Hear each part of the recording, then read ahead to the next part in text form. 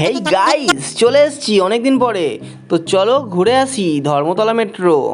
ওরে ভাই, এত লম্বা লাইন, অবস্থা আমার আজকে খারাপ হবে। তো 100 কোটি লাইন পার করে ফাইনালি টিকিট স্ক্যান করে চলে আসি মেট্রো স্টেশনে। হাঁটি হাঁটি পাপা সিঁড়ি দিয়ে নেমে পড়ি। তারপর স্টেশনে অপেক্ষা করি আমাদের মেট্রো আসার জন্য। স্টেশনটা ঘুরে দেখি চারিদিকেটা কেমন। তো পুঁজিকজিক করতে করতে আমাদের মেট্রো চলে আসে। তো এই দিদি ঢোকার জন্য একদম উড়ে না, আরে আরে আরে ঢুকতে দে রে, আরে कौन है ये लोग? তো ফাইনালি কিছু করে আমরা ঢুকে যাই আর একটু জায়গা আমরা পেয়ে যাই। তো এখানে আমাদের মেট্রোটা আবার ছেড়ে দিল। পড়ে যাবো রে, আমাদেরকে ঢেকলে বার করে দিল, অপমান করলো বন্ধুরা।